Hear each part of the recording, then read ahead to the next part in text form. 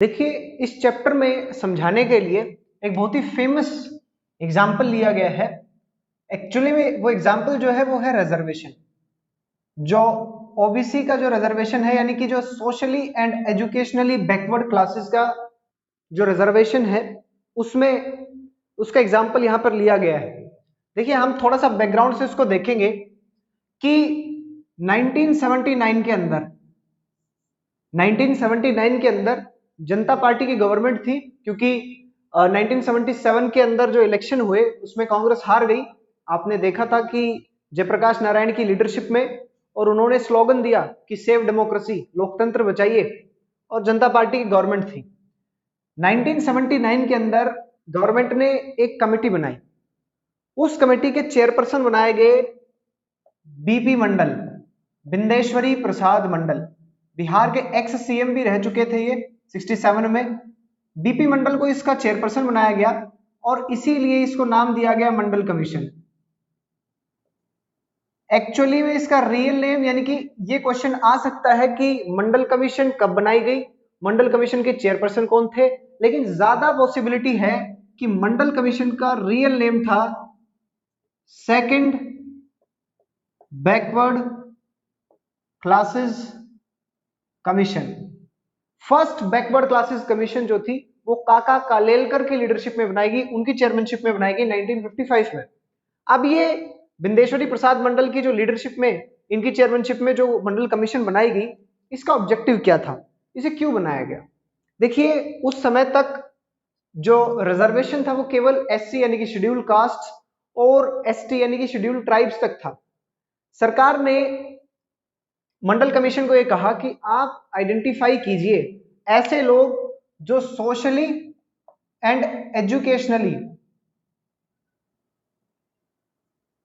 Backward है।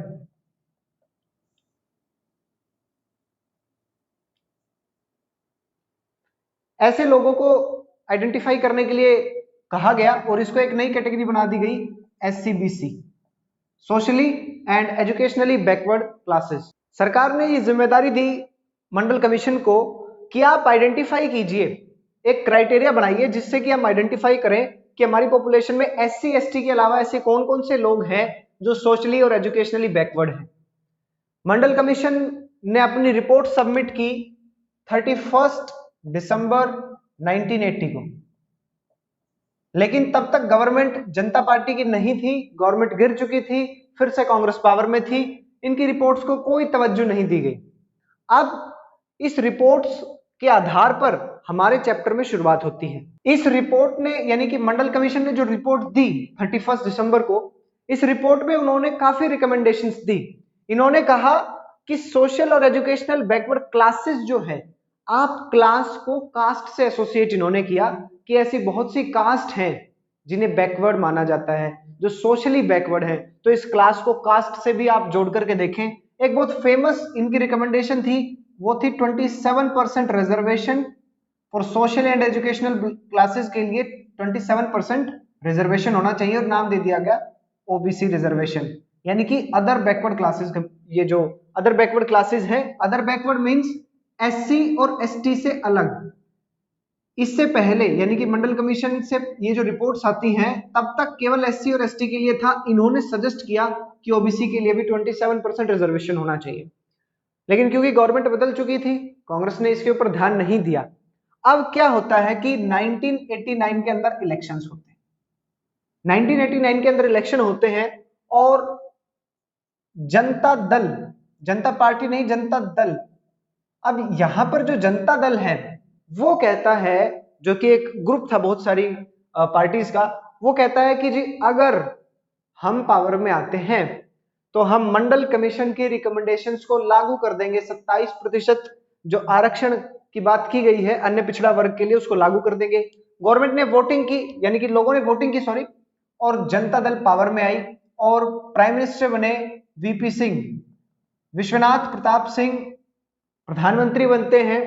अब ये बनने के बाद गवर्नमेंट के ऊपर भी एक था कि हाँ, आपने प्रॉमिस किया है लोगों से, और अब हमारा खेल शुरू होता है कि जी वीपी सिंह बात करते हैं अपने लोगों से, अपनी पार्टी के सीनियर लीडर्स से, और 6 अगस्त 1990 को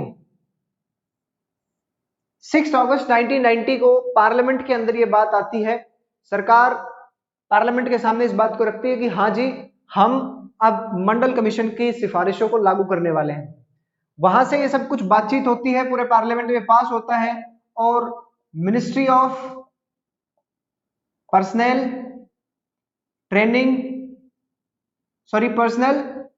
पब्लिक ग्रीवेंसेस एंड पेंशंस, इसको ये भेजा जाता है कि आप इसके ऑर्डर्स को ड्राफ्ट कीजिए। इसके सीनियर ऑफिशियल्स, जैसे ये गवर्नमेंट से इनको मिलता है कि हाँ जी आपको ये काम करना है, ये पास हो गया यहां से 6 अगस्त को, इन्होंने एक ऑर्डर तैयार किया जिसको नाम दिया गया ऑफिस मेमोरेंडम। मेमोरेंडम का मतलब है कि किसी ऑफिस बियरर ने, यानी कि किसी ऑफिस होल्डर ने उसको साइन किया है ऑफिशियली, वो मेमोरेंडम है। और 13 अगस्त को 1990 एक मेमोरेंडम आता है जिसको साइन किया था ministry of personnel public grievances and pensions के ज्वाइंट सेक्रेटरी ने, और उसमें कहा गया कि 27% रिजर्वेशन जो कि मंडल कमीशन की रिपोर्ट्स के आधार पर दिया जाना चाहिए था, वो दे दिया गया है। अब गवर्नमेंट में देखिए यहां पर लेजिस्लेशन का रोल आप देखेंगे, वीपी सिंह प्रधानमंत्री हैं। वीपी सिंह अपने पार्लियामेंट के अंदर अपने लोगों से डिस्कस करने के बाद पार्लियामेंट में आते हैं, ये बिल वहां पर रखते हैं, इस बात को रखते हैं। वहां से होने के बाद ये जाती है ministry of personnel public grievances and pensions के पास, वहां पर ज्वाइंट सेक्रेटरी इसको साइन करते हैं और फिर ये पास होती है। तो यहां पर हमें देखने को मिला कि वीपी सिंह जो है वो एग्जीक्यूटिव है। वीपी सिंह एक एग्जीक्यूटिव है, यहां ज्वाइंट सेक्रेटरी एक एग्जीक्यूटिव है। एग्जीक्यूशन का कार्य इन लोगों ने किया है। इन्होंने कौन सा एग्जीक्यूशन का कार्य किया? जो सरकार ने आदेश दिए थे उसको इंप्लीमेंट किया। इन्होंने क्या किया, कौन सा एग्जीक्यूशन किया? इन्होंने जो डिसीजंस अपने लिए थे उनको सबके सामने रखा। जो भी आपके एमपी होते हैं और जब वो किसी पोस्ट पर पहुंच जाते हैं, मान लीजिए होम मिनिस्टर है, कैबिनेट मंत्री है, और होम मिनिस्टर की ड्यूटी क्या है कि होम अफेयर्स को उनको संभालना है, तो वो होम मिनिस्ट्री के सबसे बड़े एग्जीक्यूटिव हैं। उस मिनिस्ट्री की, उस पर्टिकुलर मिनिस्ट्री की सारी रिस्पॉन्सिबिलिटीज उन पे हैं। जनता के सामने उन्हें जवाब देना होगा अगर कोई बड़ा फेलियर होता है। कुछ ऐसे एग्जीक्यूटिव्स होते हैं जो होम मिनिस्ट्री की बातों को मानेंगे, जैसे कि होम सेक्रेटरी है। अब होम सेक्रेटरी है या एडिशनल होम सेक्रेटरी है, वो सब एग्जीक्यूटिव की कैटेगरी में तो आते हैं, लेकिन वो एग्जीक्यूटिव परमानेंट एग्जीक्यूटिव होते हैं। यहां पर एक डिफरेंस हमें समझने को मिलेगा, परमानेंट और पॉलिटिकल। सीधी सी बात है, 3 मार्क्स में क्वेश्चन आ सकता है आपके पास। अब आप देखें यहां पर वीपी सिंह एक एग्जीक्यूटिव है, लेकिन वो पॉलिटिकल एग्जीक्यूटिव है। क्यों? वो जनता के द्वारा चुने गए। तो पहला मेजर डिफरेंस यही है पॉलिटिकल वर्सेस परमानेंट एग्जीक्यूटिव के अंदर, कि political executives they are elected by people, लोगों ने चुन करके भेजा है। और जब डेमोक्रेसी का मतलब ही है रूल बाय द पीपल, तो जिनको जनता ने चुन दिया उनके पास टेक्निकली पावर ज्यादा होगी, इसलिए जो पॉलिटिकल एग्जीक्यूटिव हैं उनके पास ज्यादा पावर होती है। यहां आपने देखा ये डिसीजन किसने लिया? वीपी सिंह ने। और ऑफिस में ये जो आदेश बनाया गया और उसके ऊपर हस्ताक्षर किए गए वो थे ज्वाइंट सेक्रेटरी के द्वारा। लेकिन यहीं पे हमें देखना है कि इनकी बात को ऊपर रखा गया, जैसा डायरेक्शन इन्होंने दिया वैसा ही इन्होंने किया। ये अपनी मर्जी से थोड़ी ना कर दिया कि ये लो जी ऑफिस मेमोरेंडम बना दिया है 27% रिजर्वेशन और ज्वाइंट सेक्रेटरी ने साइन कर दिया। नो, पॉलिटिकल एग्जीक्यूटिव जब तक ऑर्डर्स नहीं देंगे कुछ नहीं कर सकते। लेकिन एक बात यह भी है कि क्योंकि इलेक्शन हर 5 साल में है, तो इनका टेन्योर जो है वो फिक्स नहीं होता। इनका टेन्योर फिक्स होता है, 60 की एज तक वर्क करेंगे जी, 60 की एज के बाद रिटायर हो जाएंगे। इनका टेन्योर फिक्स हो गया। वहां पे टेन्योर कोई फिक्स नहीं है। आपने एक बार इलेक्शन जीता 5 साल, फिर इलेक्शन जीत लिया फिर 5 साल, नहीं जीते तो बाहर चलो जी। पावर उनके पास ज्यादा है, इनके पास पावर कम है क्योंकि वो लोगों के द्वारा चुने गए हैं। उनके ऑर्डर्स के ऊपर ये काम करेंगे। तो ये डिफरेंस है इन दोनों के बीच में, जो पॉलिटिकल एग्जीक्यूटिव है और परमानेंट एग्जीक्यूटिव है। अब हमने देखा कि हमारे पार्लियामेंट का रोल भी यहां पर आया कि पार्लियामेंट में इस चीज को डिस्कस किया गया। हम और डिटेल में भी पार्लियामेंट के बारे में अब पढ़ेंगे। अब क्या होता है, अब कुछ लोग ऐसे आते हैं जो कहते हैं कि जी सरकार ने बहुत अच्छा काम किया है, हजारों सालों से लोगों को जो है दबाया जा रहा था, कुचला जा रहा था, उनके अधिकारों के लिए, उनके डेवलपमेंट के लिए बहुत अच्छा काम सरकार ने किया है कि अब उन्हें सही रिप्रेजेंटेशन का मौका मिलेगा। कुछ लोगों ने कहा कि ये तो गलत है, हम ज्यादा क्वालिफाइड हैं, हमारे उस पर्टिकुलर एग्जाम में मार्क्स ज्यादा है, फिर भी डिजर्विंग होते हुए भी हम लोग बाहर हैं, और वो लोग जो डिजर्व नहीं करते वो रिजर्वेशन के कारण यहां पर सिलेक्ट हो जाएंगे। साथ ही साथ जो हार्मनी है लोगों के बीच में वो इससे डिसरप्ट होगी। लोगों के बीच में आपसी भाईचारे में बहुत ही ज्यादा ये देखने को मिलेगा कि उनके बीच में दरार बढ़ जाएगी। साथ ही साथ जो कास्ट की फीलिंग्स हैं, आपने तो, क्योंकि मंडल कमीशन ने तो यही कहा ना कि क्लासेस को कास्ट से एसोसिएट किया इन्होंने, अब कास्ट से रिलेटेड जो आपकी बातें हैं, जो कास्ट आप जो कम करना चाह रहे हो, भेदभाव लोगों की सोच में जो बदलाव करना चाह रहे हो, वो तो अब हो ही नहीं पाएगा। ये कास्ट की इनइक्वालिटीज तो हमेशा बनी रहेंगी, ये मेंटालिटी में तो हमेशा बना रहेगा। तो ऐसे लोगों ने सरकार के इस निर्णय का अपोज किया। अब अपोज किया तो बहुत सारी पिटिशंस डाली गई सुप्रीम कोर्ट में भी और बहुत सारी बातों में भी कि जी बहुत गलत बात है, बहुत गलत बात है। और सरकार के आदेशों के खिलाफ जब ऐसी कोई बात होती है तो सुप्रीम कोर्ट में वो मैटर जाता है। अब जुडिशरी का रोल आता है, सुप्रीम कोर्ट में आया यानी कि जुडिशरी का रोल आया। सुप्रीम कोर्ट ने उन सभी की सभी जो है जो पिटिशंस दी गई थी उनको एक साथ ज्वाइन कर दिया, और अब एक केस बना 1993 का, Indira Sahani versus union of India. Supreme court की फिर से 11 जजेस बेंच, रिमेंबर 11 जजेस बेंच ने इसे चुना यानी कि इसे सुना, और 11 जजेस बेंच ने जब इसे सुना तो एक मेजोरिटी के साथ उन्होंने, क्योंकि वहां पर सुप्रीम कोर्ट में सिंगल जजेस बेंच नहीं होती, वहां पर मेजोरिटी से डिसीजन होता है, और उस मेजोरिटी ने कहा कि नो, गवर्नमेंट ने जो किया है वो बिल्कुल सही किया है, और इन सभी के सभी पिटिशंस को कि सर आप इसको इनवैलिड घोषित कर दीजिए, सर सरकार ने बहुत गलत काम किया, ये लीजिए और इसको आप कह दीजिए कि ये नल एंड वॉइड है। लेकिन सुप्रीम कोर्ट ने कहा कि no, the government has taken correct decision, but कुछ करेक्शंस इन्होंने की। इन्होंने कहा creamy layer concept, creamy layer, इन्होंने सरकार को आदेश जारी किए कि आप जो क्रीमी लेयर है यानी कि ऐसे लोग जो एक पर्टिकुलर इनकम से ज्यादा हैं, भाई ओबीसी जो आपने बनाया है ठीक है, लेकिन सही लोगों को इसका फायदा मिले। गलत लोगों जिनके पास सब कुछ है, सब रिसोर्सेज हैं, उन लोगों को भी अगर फायदा मिलने लग गया तो फिर तो रिजर्वेशन का पूरा कॉन्सेप्ट ही बिगड़ जाएगा, वो तो पूरा खत्म हो जाएगा। तो इन्होंने कहा कि क्रीमी लेयर को इसमें हटाया जाए, और फिर से इसी ministry of personnel public grievances and pensions ने एक ऑर्डर पास किया, और वो ऑर्डर किया कब, 8 सितंबर 1993 को। और उस ऑर्डर में था कि Indira Sahani versus union of India case में जो सुप्रीम कोर्ट की गाइडलाइंस है और हमारा जो प्रीवियस ऑर्डर है 13 अगस्त 1990 का, उसके दोनों को ध्यान में रखते हुए अब हमें एक ऐसा क्राइटेरिया डिजाइन करना है जिससे कि क्रीमी लेयर को एक्सक्लूड किया जा सके इससे। अब ये देखिए कि एक पर्टिकुलर लॉ हमारे पार्लियामेंट में बना, उस पार्लियामेंट के अंदर बनने के बाद उसको भेजा गया एक मिनिस्ट्री के पास, मिनिस्ट्री के अंदर ज्वाइंट सेक्रेटरी ने उसको साइन किया, उसको ऑर्डर को ऑफिशियली पब्लिश किया गया। लोगों के सामने जब वो चीज आई तो लोगों ने कहा कि नहीं ये चीज गलत है। उन्होंने सुप्रीम कोर्ट यानी कि हमारी जुडिशरी के पास उसके खिलाफ पिटीशन डाली, और जुडिशरी ने फाइनली उसको चेक करने के बाद कहा कि नहीं ऐसे चीजें होनी चाहिए, और ये आपका जो है क्रीमी लेयर को आप उससे हटाइए। तो तीनों तीनों के तीनों इंस्टीट्यूशंस ने अपना रोल प्ले किया, जहां लेजिस्लेचर ने भी किया, एग्जीक्यूटिव का भी आपने देखा, और यहां पर जुडिशरी का भी रोल देखा। अब हम इन तीनों के बारे में थोड़ा सा और डिटेल से पढ़ेंगे। देखिए अब हम अपने पार्लियामेंट के बारे में थोड़ा सा पढ़ेंगे।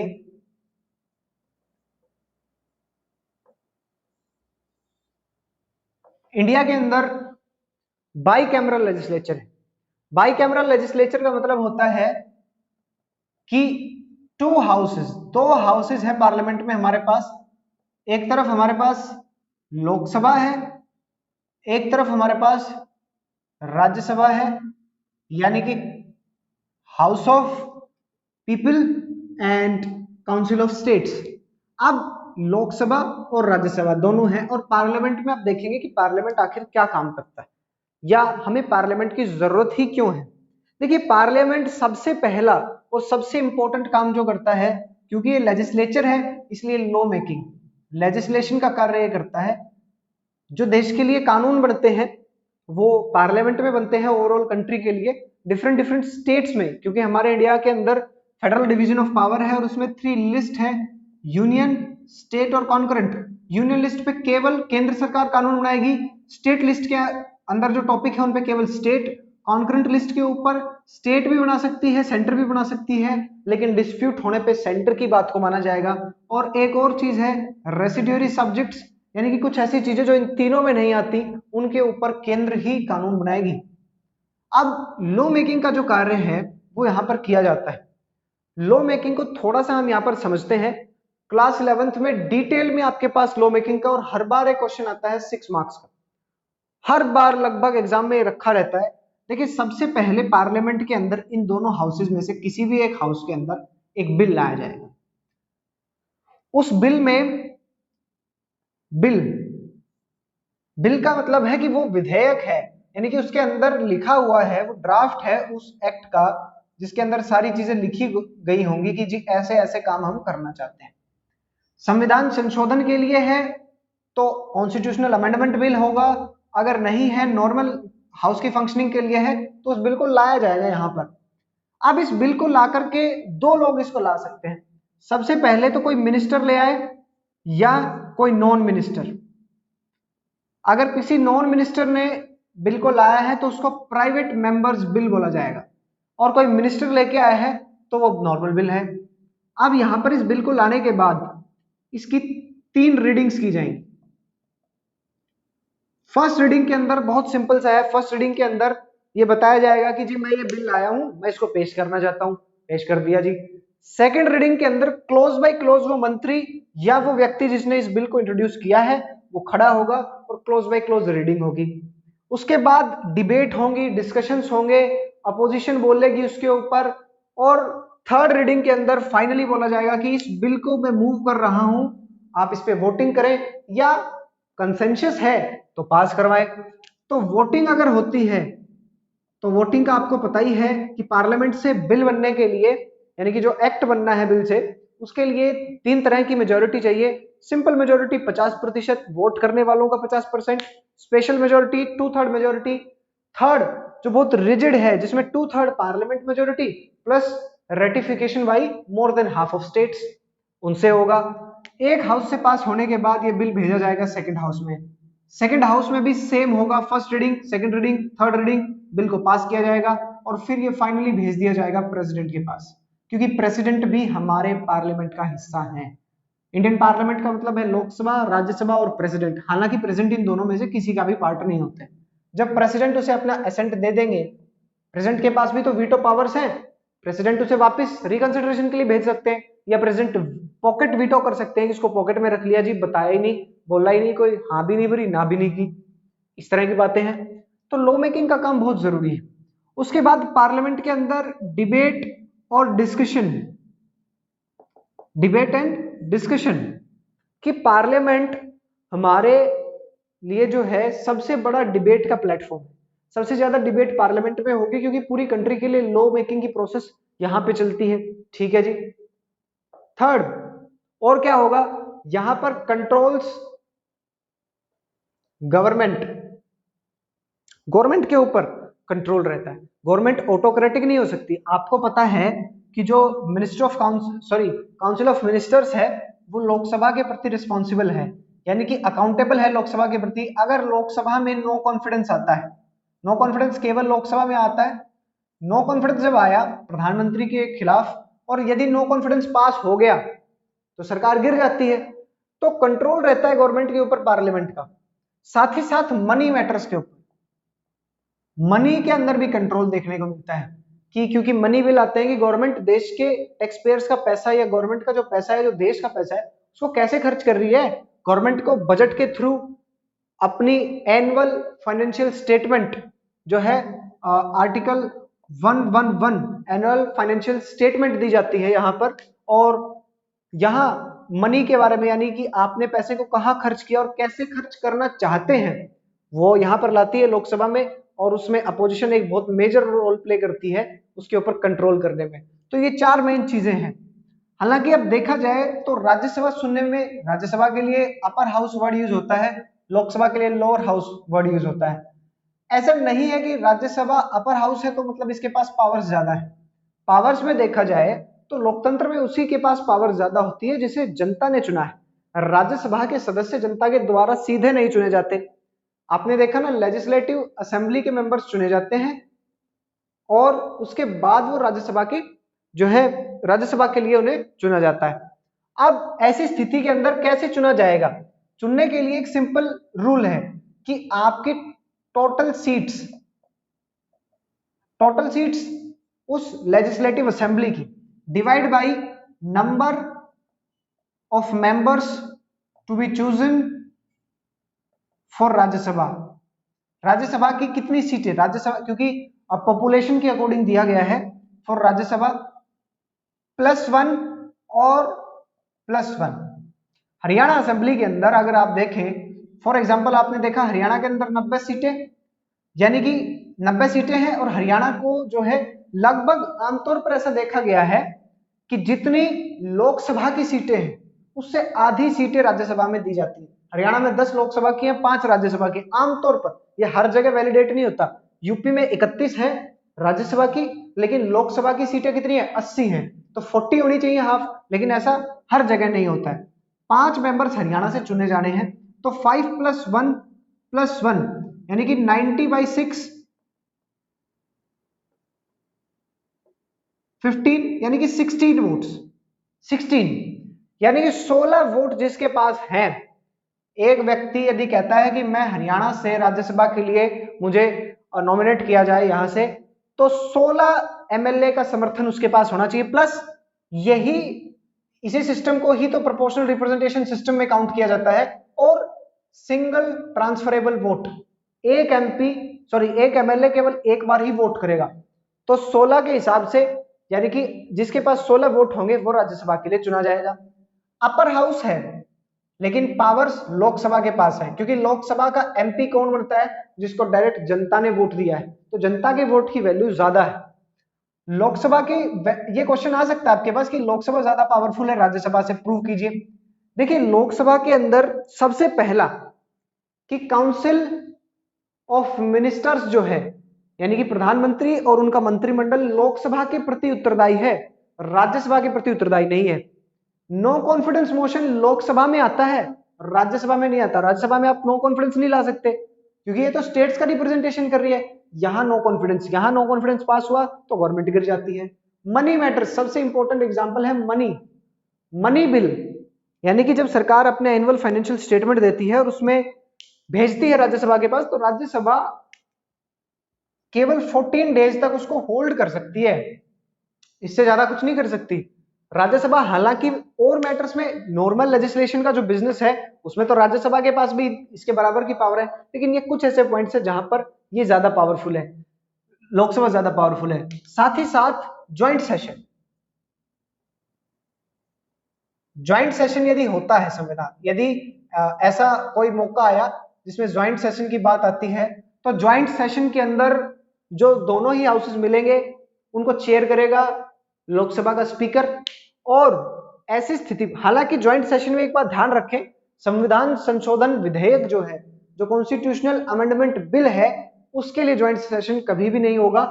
केवल और केवल नॉर्मल बिल्स के लिए, ऐसा बिल जो लोकसभा में पास हो गया राज्यसभा में बार बार गिर जा रहा है, लोकसभा में पास हो गया राज्यसभा में गिर जा रहा है, ऐसी स्थिति में सरकार ये कह सकती है प्रेसिडेंट से कि सर प्लीज ज्वाइंट सेशन। और जैसे ही ज्वाइंट सेशन होगा पार्लियामेंट का, तो लोकसभा की तो स्ट्रेंथ ही इससे डबल है, डबल से भी ज्यादा है लगभग, और यहां लोकसभा का डिसीजन ही जो है ऊपर रहेगा।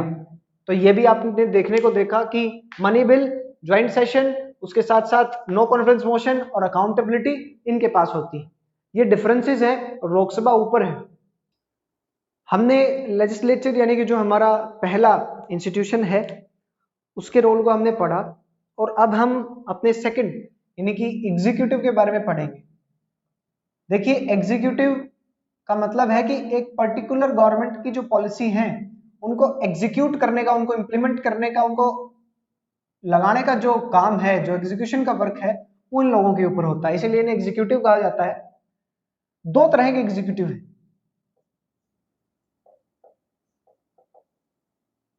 पॉलिटिकल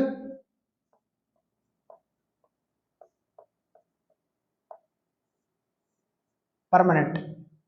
देखिए जो पॉलिटिकल एग्जीक्यूटिव है वो जनता के द्वारा चुने गए वो अधिकारी, यानी कि जनता के द्वारा चुने गए वो लीडर्स जो किसी ऑफिस को होल्ड करते हैं।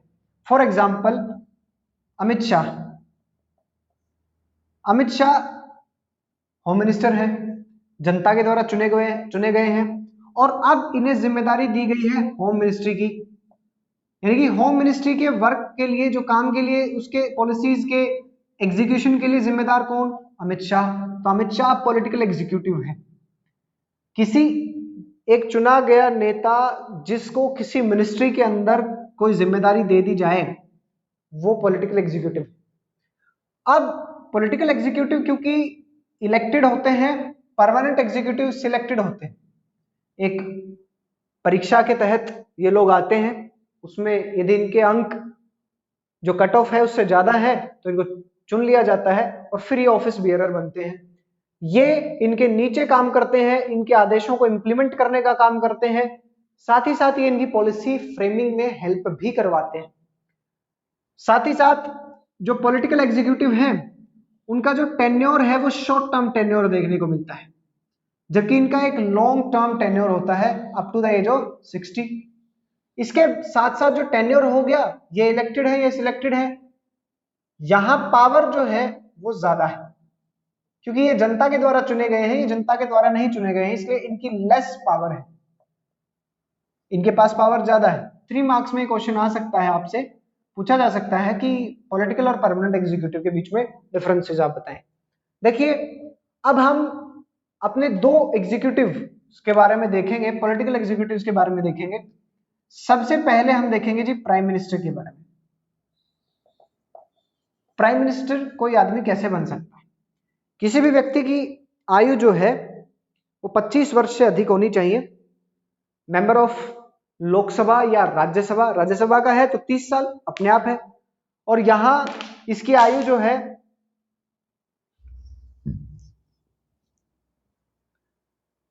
कोई भी व्यक्ति जो किसी भी हाउस का मेंबर है या मेंबर बनने के लायक है, अगर लोकसभा की बात की जाए तो 25 साल कम से कम आपकी मिनिमम एज है, राज्यसभा में 30 साल है।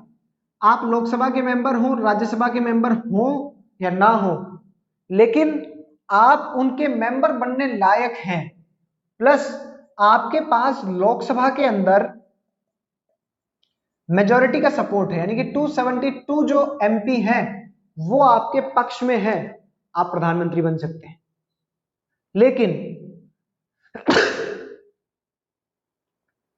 6 महीने के अंदर अंदर, 6 मंथ्स के अंदर अंदर बनने के आपको कहीं ना कहीं से, चाहे लोकसभा के लिए चाहे राज्यसभा के लिए, इलेक्ट होना होगा। इसके साथ साथ आपको ये बात ध्यान रखनी है कि प्रधानमंत्री लीडर ऑफ लोकसभा होता है, leader of Lok Sabha is prime minister. अब प्रधानमंत्री के ऊपर बहुत सी रिस्पॉन्सिबिलिटी है और बहुत से फंक्शंस है, बहुत सी पावर्स है। प्राइम मिनिस्टर अपनी काउंसिल ऑफ मिनिस्टर्स को डिसाइड करते हैं। कैबिनेट, अब कैबिनेट के अंदर हम देखते हैं कि कैसे है। देखिए सबसे पहले तो कैबिनेट मिनिस्टर्स होते हैं, सबसे इनर रिंग, इसको इनर रिंग बोला जाता है।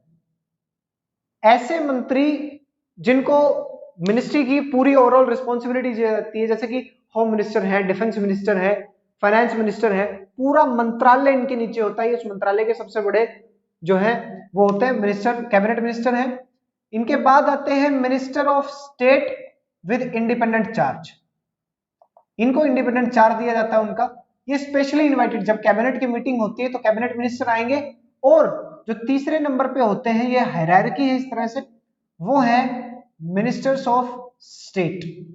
आपने देखा कैबिनेट मिनिस्टर और मिनिस्टर ऑफ स्टेट, कुछ समय पहले अनुराग ठाकुर जो थे वो मिनिस्टर ऑफ स्टेट थे फाइनेंस में, अब वो कैबिनेट में है। मिनिस्टर ऑफ स्टेट इनको असिस्ट करते हैं, जब कैबिनेट की मीटिंग होती है तो इनको आना होता है, लेकिन minister of state with independent charge specially invited हो तभी वो आते हैं। अब प्रधानमंत्री अपनी काउंसिल ऑफ मिनिस्टर्स को डिसाइड करते हैं, साथ ही साथ प्रधानमंत्री जो है वो डिसोल्यूशन का भी वो कह सकते हैं कि भाई आप डिसोल्व कर दीजिए लोकसभा को। उस समय से पहले भी जैसे ही प्रधानमंत्री ने रेजिग्नेशन दिया, इसका मतलब है कि सरकार अपने आप ऑटोमेटिकली जो है गवर्नमेंट गिर जाती है, पूरी की पूरी कैबिनेट गिर जाती है। साथ ही साथ प्रधानमंत्री डिसोल्यूशन की बात जब की जाए तो 1971 से पहले इंडिया में सेंटर और स्टेट के इलेक्शन साथ होते थे। 1972 के अंदर इलेक्शन हुआ था क्योंकि 67 में हुआ था, तो जो फोर्थ इलेक्शन था, सॉरी 1972 में जो इलेक्शन होना था, उस इलेक्शन में क्या किया इंदिरा गांधी ने कि एक साल पहले ही राष्ट्रपति से कहा कि आप लोकसभा को भंग कर दीजिए और फ्रेश इलेक्शंस की अनाउंसमेंट कीजिए। प्रेसिडेंट ने अनाउंस किया और यहां से गड़बड़ शुरू हो गई कि सेंटर और स्टेट के रिलेशन साथ, अब सेंटर और स्टेट के इलेक्शंस अलग अलग होने शुरू हो गए। ऐसे में डिसोल्यूशन के लिए बोल सकता है किसी का पोर्टफोलियो, यानी कि किसको क्या जिम्मेदारी दी जाएगी वो पोर्टफोलियो प्रधानमंत्री डिसाइड करता है, उसको बदल सकता है। आर्टिकल 75 जो है कॉन्स्टिट्यूशन का, वो प्राइम मिनिस्टर के बारे में बात करता है, उसकी कैबिनेट के बारे में बात करता है। पोर्टफोलियो चेंज कर सकता है। मेजर डिसीजंस जो हैं वो यही लेते हैं। कैबिनेट मीटिंग्स को चेयर यही करते हैं। प्रधानमंत्री चाहे तो किसी भी पोर्टफोलियो को अपने पास रख सकते हैं, किसी भी मंत्रालय को अपने पास रख सकते हैं। तो ये उनकी पावर है, उनके फंक्शंस हैं, आप इनको जरूर एक बार स्टडी करें। अब एक और हमारे पास जो है वो है प्रेसिडेंट। देखिए प्रेसिडेंट नॉमिनल पावर्स इनके पास हैं, यानी कि फॉर्मल पावर्स है इनके पास, इनफॉर्मल पावर्स है। प्रेसिडेंट क्वीन ऑफ इंग्लैंड के साथ इनको कंपेयर किया जाता है। पावर इनके पास नहीं है, केवल दिखाने के लिए हेड इनको बना रखा है, head of state president and head of government prime minister. अब प्रेसिडेंट जो है, प्रेसिडेंट वो वर्क करेंगे काउंसिल ऑफ मिनिस्टर्स की एडवाइस के ऊपर। काउंसिल ऑफ मिनिस्टर्स इनको जो सलाह देगी उनको माननी पड़ेगी। हालांकि एक बार ये कह सकते हैं कि आप इस पे फिर से सोच लीजिए, लेकिन फिर अगर इन्होंने रिटर्न में वही बात कह दी कि नहीं सर ये ऐसे ही करना है, then president is bound, president को वो काम करना ही करना होगा। तो प्रेसिडेंट नॉमिनल हेड है। प्रेसिडेंट का जो इलेक्शन है वो proportional representation system with single transferable vote से होता है। देखिए उसमें वोटिंग कौन करेगा, एमपीज, सभी स्टेट के एमएलएज और दिल्ली और पुदुचेरी के एमएलए, क्योंकि और किसी भी यूनियन टेरिटरी के अंदर लेजिस्लेटिव असेंबली नहीं है, यहां लेजिस्लेटिव असेंबली। प्रेसिडेंट का इलेक्शन हो गया। देखिए प्रेसिडेंट के पास भले ही इनफॉर्मल पावर्स हैं, लेकिन प्रेसिडेंट को नॉमिनल हेड के रूप में बहुत कुछ दिया गया है। सारे के सारे ऑर्डर्स गवर्नमेंट ऑफ इंडिया के प्रेसिडेंट के नाम पे आते हैं, वही सारी जो है ट्रीटीज को साइन करते हैं। सारी बड़ी बड़ी अपॉइंटमेंट्स, प्राइम मिनिस्टर की अपॉइंटमेंट, सीजीआई की अपॉइंटमेंट, इलेक्शन कमिश्नर की अपॉइंटमेंट, एम्बेसडर्स की अपॉइंटमेंट्स, सभी की सभी मेजर अपॉइंटमेंट प्रेसिडेंट के नाम पे होती है। लेकिन प्रेसिडेंट अपनी मर्जी से कुछ नहीं कर सकते। प्रेसिडेंट यहाँ जो मिनिस्ट्री इनको, काउंसिल ऑफ मिनिस्टर्स इनको जो सलाह देगी उसी के अकॉर्डिंग काम करेंगे। देखिए अब हमने लेजिस्लेचर के बारे में पढ़ा, एग्जीक्यूटिव के बारे में पढ़ा, अब हम जुडिशरी के बारे में पढ़ेंगे। देखिए जुडिशरी का काम है इन दोनों के बीच में, एग्जीक्यूटिव और लेजिस्लेचर के बीच में यदि कोई बात ऐसी आ जाए जहां पर कॉन्फ्लिक्ट हो, तब जुडिशरी अपना इनके बीच में जो है अपना रोल प्ले करती है। देखिए इंडिया के अंदर इंटीग्रेटेड जुडिशरी का सिस्टम, इंटीग्रेटेड मतलब अप टू, सॉरी नीचे से ऊपर तक एक जगह वो जो है एक कनेक्शन में, जैसे कि आप नीचे देखें तो सबसे ऊपर जो हमारे पास है वो है सुप्रीम कोर्ट, एक सुप्रीम कोर्ट हमारे पास है। फिर हमारे पास आते हैं हाई कोर्ट्स, 26 हाई कोर्ट्स हमारे पास हैं। इसके नीचे जो है वो सेशन कोर्ट्स आते हैं, फिर डिस्ट्रिक्ट कोर्ट्स आते हैं नीचे, और नीचे कोर्ट्स आते चले जाते हैं। लेकिन हमें देखना है कि इंटीग्रेटेड है, यानी कि नीचे वाले के डिसीजन को आप ऊपर वाले में चैलेंज कर सकते हैं, उससे ऊपर वाले में यहां तक आप चैलेंज कर सकते हैं। यहां पर भी आप एक बार और सुप्रीम कोर्ट के दिए गए निर्णय को भी चैलेंज कर सकते हैं सुप्रीम कोर्ट में। यहां इंटीग्रेटेड का मतलब है कि इसका डिसीजन इस पर मान्य होगा। और जो आर्टिकल 144 है वो कहता है कि देश के सभी जो न्यायिक इंस्टीट्यूशंस हैं, जुडिशियल इंस्टीट्यूशंस हैं, वहां सुप्रीम कोर्ट का डिसीजन फाइनल होगा, उसको चैलेंज नहीं किया जा सकता। सुप्रीम कोर्ट किसी के भी आदेश को बदल सकता है। जुडिशरी का पूरा चैप्टर है, यहां पर केवल आपके लिए थोड़ा सा ब्रीफली बताया गया है कि कॉन्फ्लिक्ट्स, जो कॉन्फ्लिक्ट है वो कैसे कैसे सोल्व होंगे। सुप्रीम कोर्ट देखिए, दो गवर्नमेंट्स के बीच का dispute high court, centre versus state के मैटर्स सुप्रीम कोर्ट के अंदर। तो सुप्रीम कोर्ट के अंदर ये मैटर जाएंगे, सेंटर के सारे मैटर, हालांकि सिविलियन मैटर्स भी जाते हैं, ऐसी बात नहीं है, जनता के भी मैटर्स यहां पर जा सकते हैं, लेकिन उसके लिए कुछ नेसेसरी कंडीशंस हैं जो हाई कोर्ट से ऊपर जाने के लिए, एक क्रिमिनल के लिए इतनी कंडीशन होनी चाहिए, उसके अलावा सिविलियन मैटर में ये कंडीशन फुलफिल हो, कि क्लास 11th में आपके पास आएंगे। आपको केवल याद रखना है कि इंटीग्रेटेड जुडिशरी आपके पास है, साथ ही साथ आपकी जुडिशरी इंडिपेंडेंट है।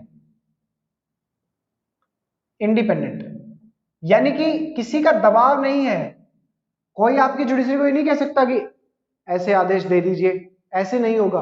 वो अपनी मर्जी से फैक्ट्स चेक करने के बाद जो डिसीजन देंगे वही मान्य करने होंगे सभी को। तो इंडिपेंडेंस ऑफ जुडिशरी है जो कि हमने यूनाइटेड स्टेट्स ऑफ अमेरिका से लिया है ये कॉन्सेप्ट। हमारी जुडिशरी के पास एक और पावर है, वो है जुडिशियल रिव्यू।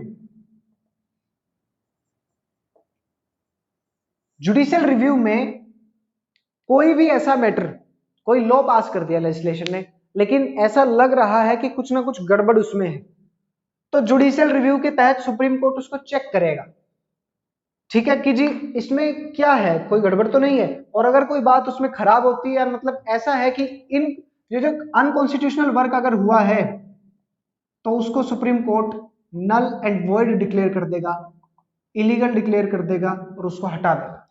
साथ ही साथ एक और कॉन्सेप्ट आपके यहाँ पे है, वो है जी PIL, पब्लिक इंटरेस्ट लिटिगेशन, यानी कि जनहित याचिका। अब जनता के, आप इसमें क्या है कि बहुत सारे लोगों के जो कॉमन इंटरेस्ट्स जब हार्म होते हैं तब ये आपके सामने आती है। जैसे कि आप CBSE के एग्जाम्स जो थे उसमें PIL थी, बहुत सारे लोगों ने एक मैटर के ऊपर डाला था। इंदिरा साहनी वाले केस में भी वो पब्लिक इंटरेस्ट लिटिगेशंस थी। तो ये आपकी जुडिशरी है, काफी छोटा चैप्टर है, फैक्ट्स बहुत कम है। एक फैक्ट जो छूट गया है वो है presidential system, presidential form of government. Form of government के अंदर जो पार्लियामेंट है, क्योंकि पार्लियामेंट में एक और नाम भी है उसका, कैबिनेट फॉर्म ऑफ गवर्नमेंट, क्योंकि मेन रोल कैबिनेट प्ले करती है वहां पर। क्वोरम भी ये कहता है पार्लियामेंट कब चलेगा, क्वोरम मेंटेन रहे।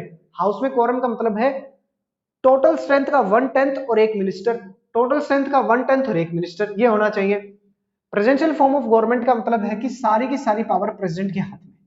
यूएस प्रेसिडेंट डायरेक्टली इलेक्टेड होते हैं प्रोपोर्शनल सिस्टम के तहत, प्रोपोर्शनल रिप्रेजेंटेशन सिस्टम के अनुसार वो रिप्रेजेंट वहां पर वो होते हैं। यहां राष्ट्रपति ऐसे ही किसी पे वीटो नहीं कर सकते, दोबारा से पास होके आ गया तो वीटो नहीं कर सकते आप।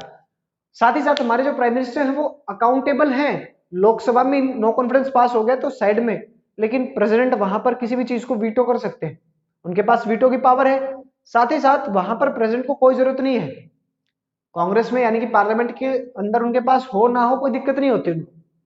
साथ ही साथ एक और बात कि जुडिशरी की इंडिपेंडेंस के लिए एक चीज जरूरी होती है कि इसमें काम करने वाले लोग फ्रीली काम कर पाए, बिना किसी फियर के काम कर पाए, बिना किसी भय के। इसीलिए जो सुप्रीम कोर्ट और हाई कोर्ट के यानी कि जो जजेस होते हैं वो यही, इन्हीं को सुप्रीम कोर्ट के जज ही रिकमेंड करते हैं कि किसे आप सुप्रीम कोर्ट का जज बनाएंगे। इसे कॉलेजियम बोला जाता है, कॉलेजियम सिस्टम। क्लास 11th में आप इसको पढ़ेंगे। इस सिस्टम में रिकमेंडेशन दी जाती है सुप्रीम कोर्ट के द्वारा।